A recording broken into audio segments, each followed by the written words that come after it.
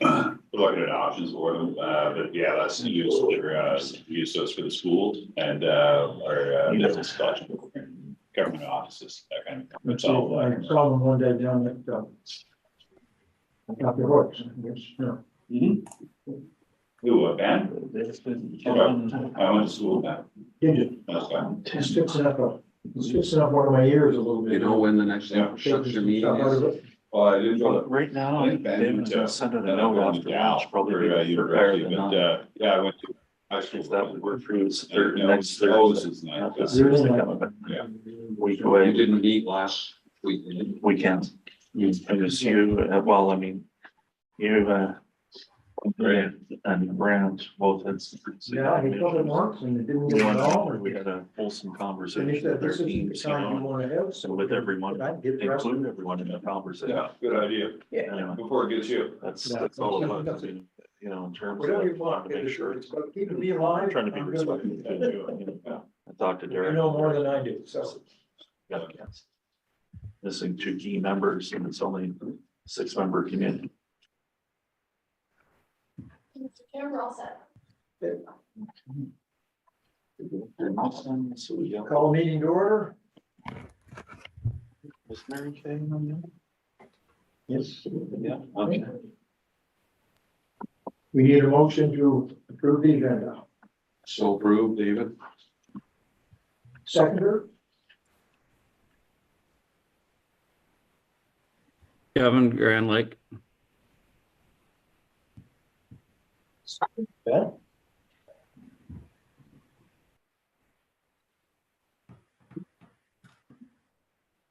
Sorry, it must be my presence with John Smith. I was giving a presentation at a music festival here a while ago and it rained. With John. Okay, moved and seconded, the agenda be approved as circulated. Question? All in favor? Aye. Motion carried. The conflict of interest. Staff report, post-closure review, first order. Like the Cheryl. Thank you, Mr. Chair. The written report is included in the package. And I guess I'd like to emphasize just a couple of things before we ask our investment advisors from Scotia McLeod to do their best to predict the future.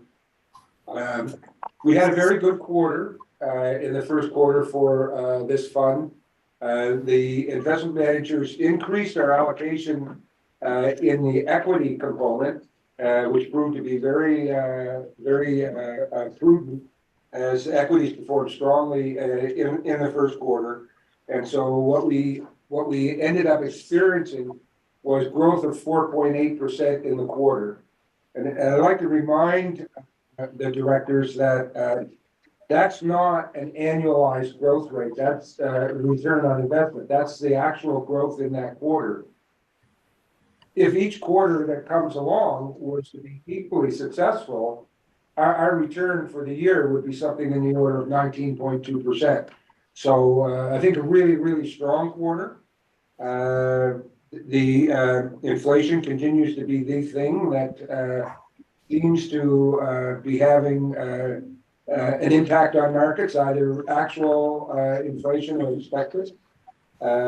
We don't see any reason to make any adjustments to our investment strategy at this time from the staff level. And, take note of the fact that, it's, this fund is now valued at $5.7 million. So it's been performing well over time.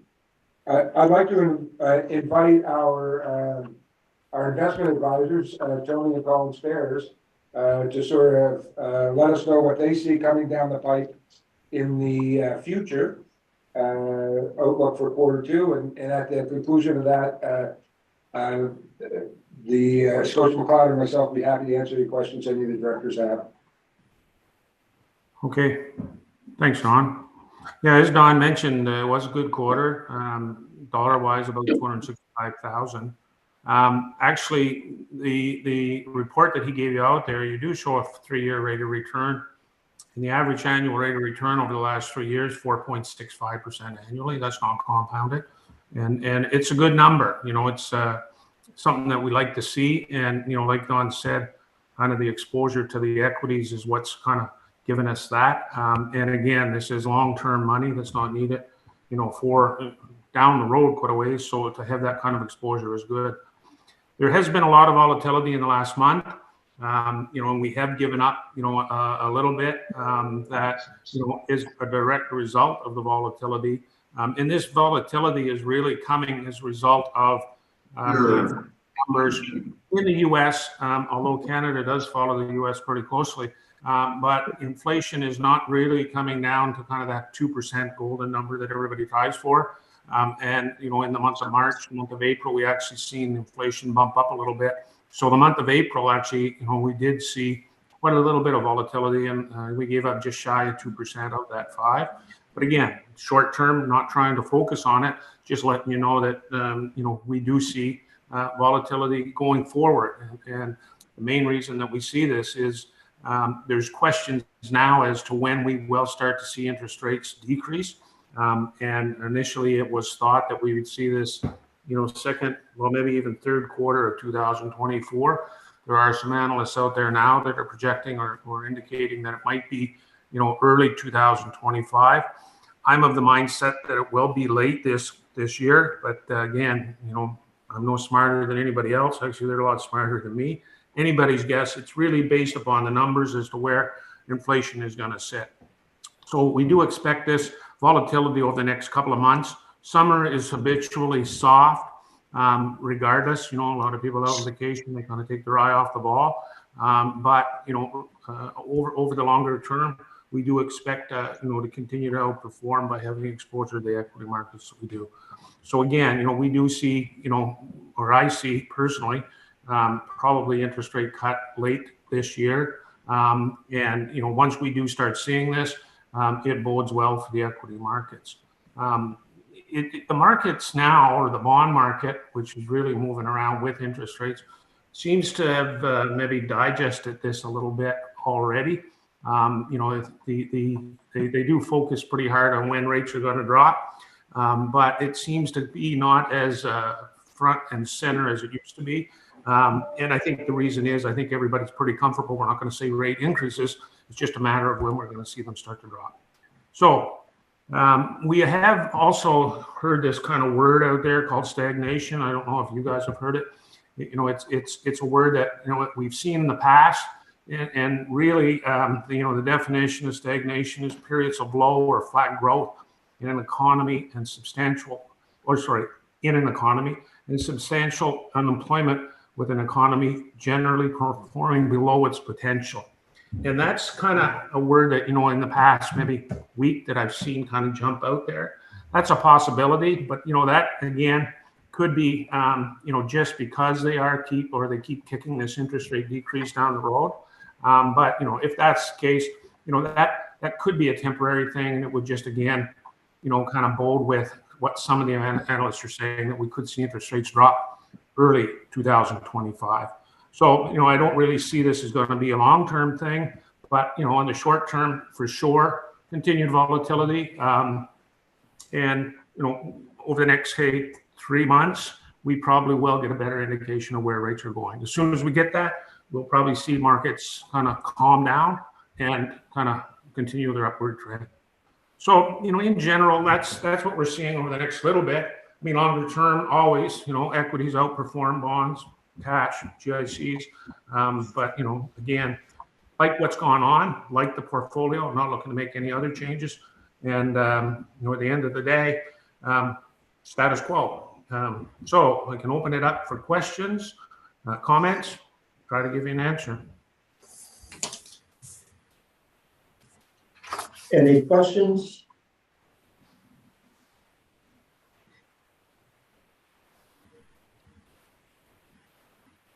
Okay, Don, continue on.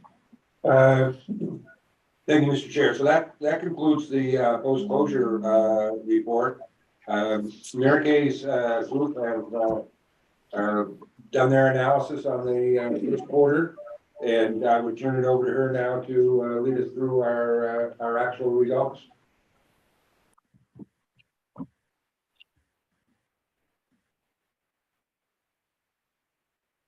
You're on mute, Mary Kay. Sorry about that. Hi, everyone. I'm just going to take a minute and share my screen. Tony and Colin, you're welcome to jump off at this point unless you're interested in our financial results, but I can't imagine you would be. Thanks very much. guys. Thank Okay, guys. you. Okay. Thank you. Thank you. All right. Everybody see the balance sheet in front of them now? Perfect. So this is the balance sheet as of March 31st, which represents the end of the first quarter of 2024. So we'll take a minute and we'll walk through where we sit as of the end of March. We had 933,000 in cash on that day. That's down slightly from the previous month, about 259,000. The reason for that, you'll see when we get a little bit lower, is we did pay a significant amount of accounts receivable before the end of March. So that resulted in a lower cash balance. Not many changes to our receivables inventory or prepaids, which left us with total current assets as of the end of the first quarter of 5.3 million. For non-current assets, the only transactions that happened during the month would be interest and investment income.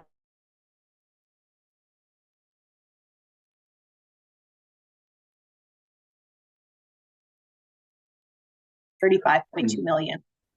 Well, Mary Kay, we're freezing up there. I apologize, but I think if we could just kind of go back just a little bit for that. Sorry about that, but it just froze for a moment. Sorry, guys, I did just get a message that says my internet's unstable. I'm not sure why. So current assets as of the end of March were 5.3 million, which represents a little bit of a decrease from the previous month. Total non-current assets were 29.8 million. And the only transactions that went through there, as I mentioned, were interest and investment income on our investments as well as our reserve funds. So total assets as of the end of March were 35.2 million. Am I coming in okay?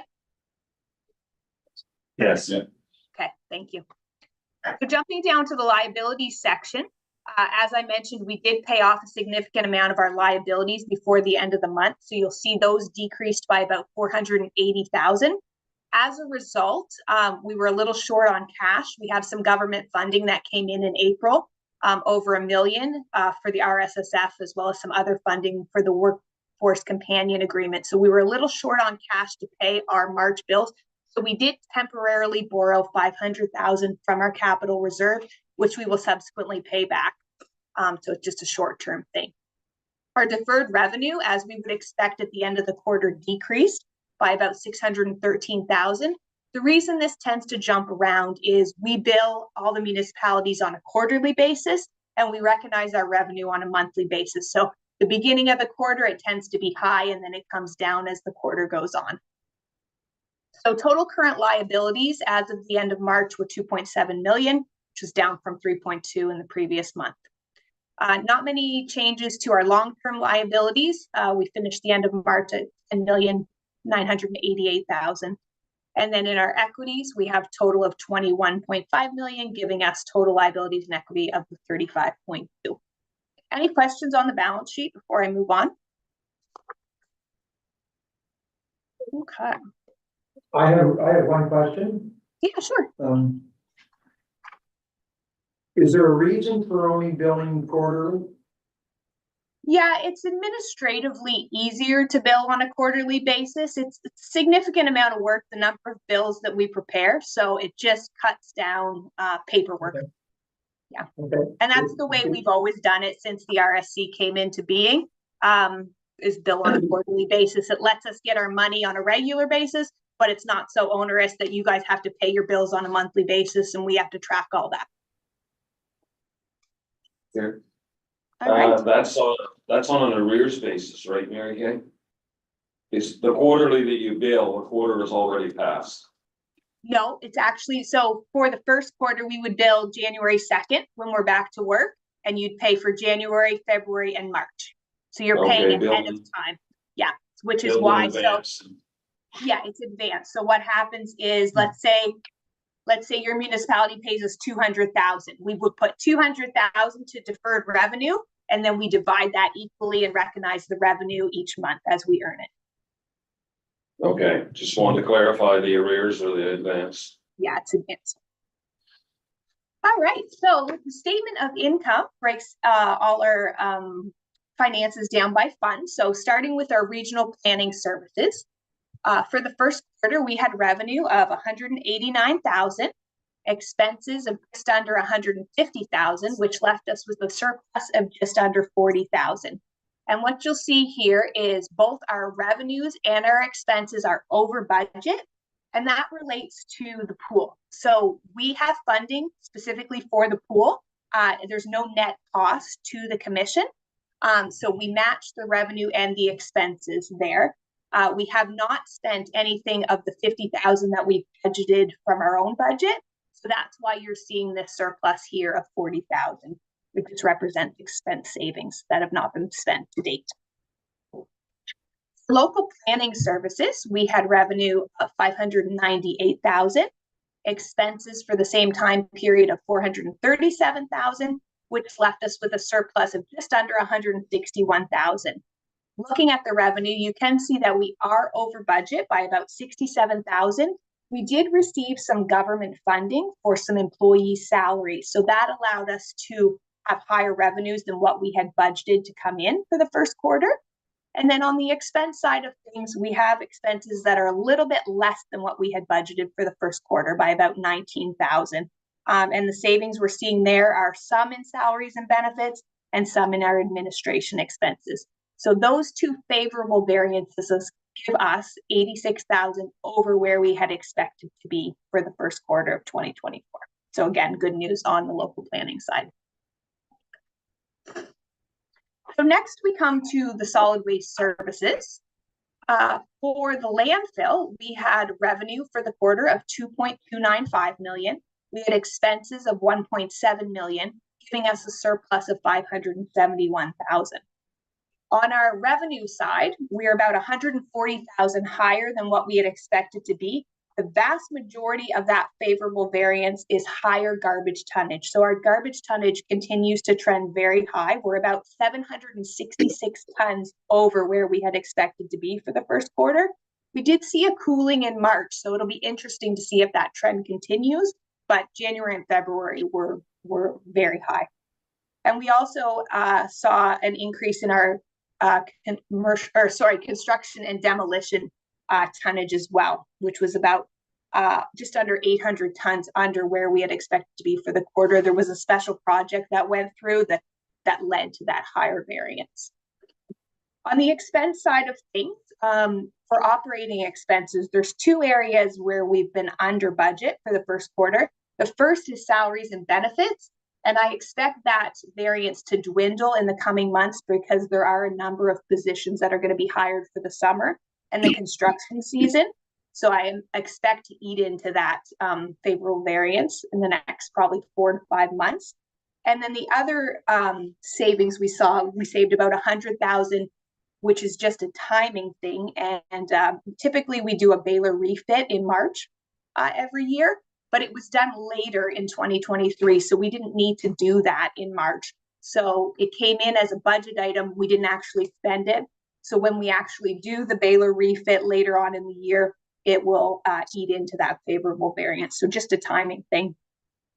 For the capital expenditures, that was about 70,000 higher than what we had expected to be for the first quarter. And that is the 2023 project for our baler chain. That was only completed in January, February of this year. So that's why you're seeing expenses there that weren't budgeted. But we do have the ability to take that from the capital reserve because that was always the plan for that project anyway. So if we come to the end of the year and we find that we are in need, we will do a transfer from the capital reserve to cover those expenses, which was expected anyway. On the recycle side, we had revenue of just under 129,000, expenses of 358,000, which left a deficit of just under 230,000 for the quarter. And that's actually better than what we had projected in our budget. So we're about 75,000 higher, or lesser deficit, I should say. And the reason for that is on the revenue side, we now have a contract to do the school pickup for recycling. So that's what you're seeing in this other revenue, 36,000. So that's with circular materials, and we receive about 20 or 12,000 per month for that collection, which was not budgeted because we didn't know about it at the time. On the expense side of things, we do have some savings for the operating expenses. That is mainly in salaries and benefits as well. And we did have some unexpected capital expenses relating to doors at our recycle facility. So that's why you're seeing the overage in our capital expenditures. So when you add the landfill surplus and the recycled deficit for the solid waste division, we had a surplus for the first quarter of just under $342,000.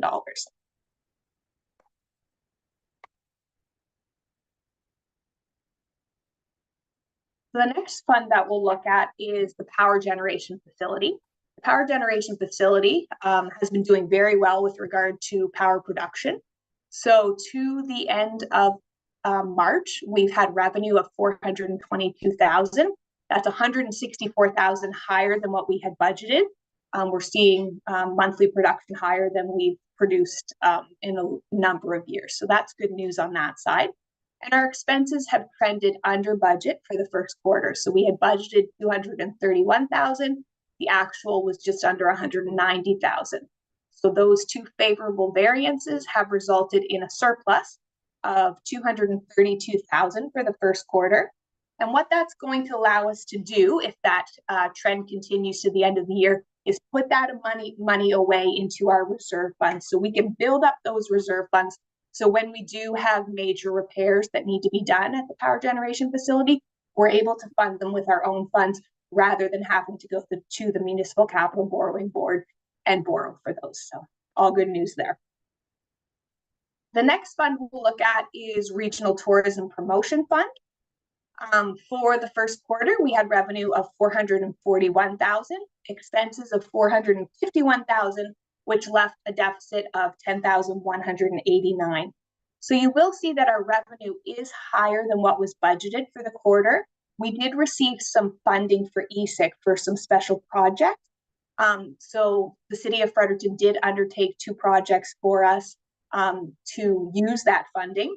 And that's why you're seeing the operating expenses are over as well. They were a little bit higher than what was received. So we're going to be looking at areas that we can potentially leverage additional funding, maybe through additional RSSF application, but it's something that we'll have to look at for the next 9 months to see how we can get this fund balanced.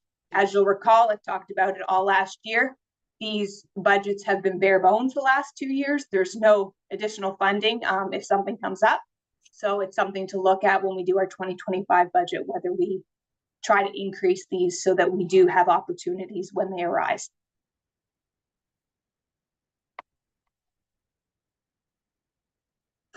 For economic development, we had revenue of $622,000, $45,000 higher, and same with regional tourism. We did receive some funding from ESIC for special projects. So Ignite undertook a project that fit this description, and that's why you see that the expenses are over as well as the revenue. So they kind of balance each other out in this fund. So total expenses for the first quarter were $625,000, which left a small deficit of $2,900 for the first quarter in economic development. Community development had revenue of $81,000, expenses of $77,000, which left a surplus of $4,300. The other funding here is funding that we receive for specific grants. So we are kind of a conduit. We'll receive government funding and then we'll funnel it out to the organization that it should go for. So you're seeing other funding is over budget, and grants as well are over budget, but those two balance each other out with a no net impact to the commission.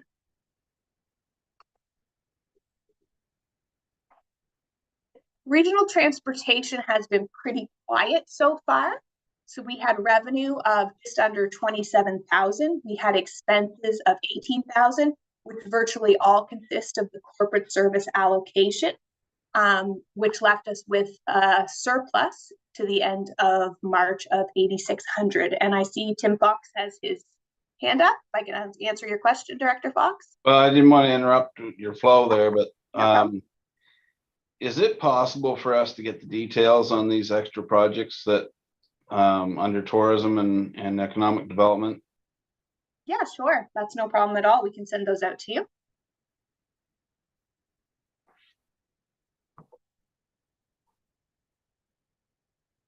Right. So regional transportation, as I was saying, we haven't spent anything specifically related to regional transportation, so that's why you're seeing a surplus in this fund. Same with public safety. It's been pretty quiet. It has its regular revenue, which is exactly on budget of 17.7. And our expenses are slightly over. They totaled 18,000 for the quarter. And the reason they're over is the allocation from corporate services. So that left a small deficit to the end of March of 435,000. And then the last one is sport, recreation, and cultural infrastructure. We had total revenue of 48,000. We did receive some funding from Department of Environment and Local Government for our asset of inventory in this area. So that's what this additional just under 20,000 was. And then you'll see the expenses, they're over as well because we did undertake this asset inventory with Gemtech. So total expenses totaled just under 57,000, which left a deficit in this fund of 8,600. Again, we'll be looking at other areas that we can look to fund this. We do have some opportunity with the RSSF. We did not use it all in our budget. So there's opportunity that potentially 50% of any overage could be covered in that area. But that's something we'll be exploring over the next number of months. So overall, when you add all of the funds up, we have a surplus of 766,000. Majority of that surplus comes from our established funds, which is planning and development, solid waste services, and power generation. Our new funds, again, they're just getting underway. Some of them have some activity, some of them have some overages. So it's something that we're going to be monitoring over the next 9 months as we go forward. Are there any questions?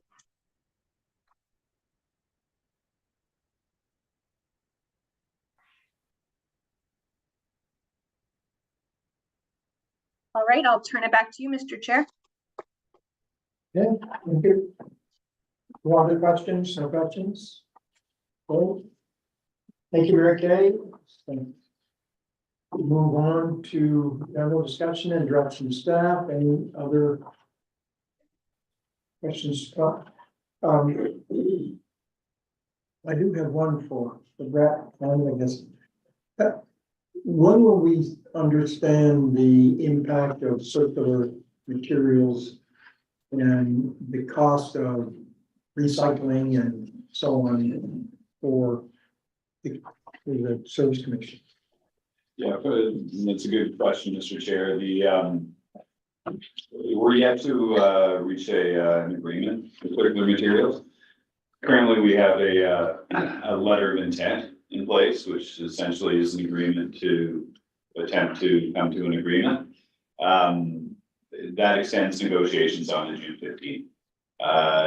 June 15th, we'll have a rough idea of the total impact of PPP and the agreement with circular. We're really not going to have an answer until we see actuals. There are more than one moving part going on here. You've got some variables like tonnage. So tonnage could go up, could actually go down.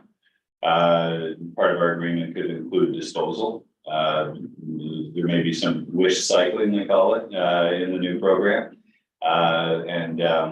So, I mean, when you're changing the material mix that we're going to be accepting, you're changing the tonnage that we're going to be accepting. We've got a good handle on what the rate we're going to charge per ton, but the other two variables we have no control over.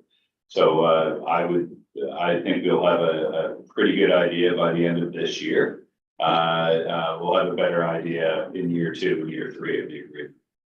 So that's on the revenue side. Correct. Yeah.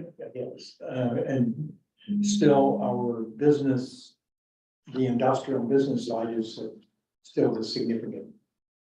Yeah, so that falls outside of the legislation. Right. Yeah, so, EPR, standard producer responsibility for, paper and plastic packaging, only addresses residential recycling tonnage. And so there'll be some decisions on, you know, I mean, we'll look at the cost of maintaining those, I mean, ultimately, it's a decision on whether we want to continue providing those services to the community or we don't. Although, there are some benefits and it looks, you know, I mean, as an example, Mary Kay noted that, we do have a contract in place already for, servicing schools. That's a good thing. I mean, that's absorbing, you know, that's gonna pay for about half the cost of that program right off the top. There's some positive indicators, but, as of now, we don't have an agreement in place and, I would suggest that we're gonna have to look at actuals for a couple of years before we have a good idea of what the long-term impacts will be. But they're starting on Wednesday, right? Circular materials. Yes, yes, So we're floating in the unknown. no, excuse me. Yeah, so we do have that, letter of intent in place. That's not gonna be the final, it's a much more abbreviated scope than what the final agreement will be. However, what that letter of intent does confirm is the rate. So, beginning on Wednesday, we'll be tracking tonnage associated with the program and billing that back to, circular materials at a rate of $2.99 metric ton. That's revenue that we didn't have before. So that's positive. Okay. Be nice. We can get the ideal place where one would pay for the other. Yeah. Any other questions?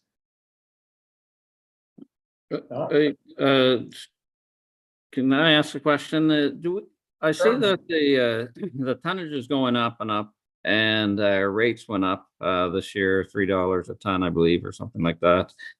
And do we ever look at it and say that, you know, maybe with our rates going up, that we should back off our rates and then not, you know, obviously you want to put some away for a rainy day, but at some point it just is bared on the residents that are paying the tipping fee.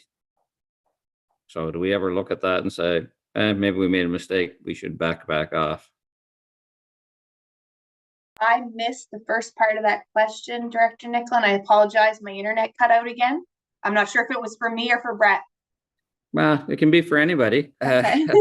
But I'm wondering if with our tonnage going up, and we did put our rates up, do they, you know, you always don't say for a rainy day, we borrow based on the fact that if we need it or not, and our rates are adjusted to that borrowing rate as well. So I'm wondering if we ever look at it and say, maybe we made a mistake and we actually reduce our rates.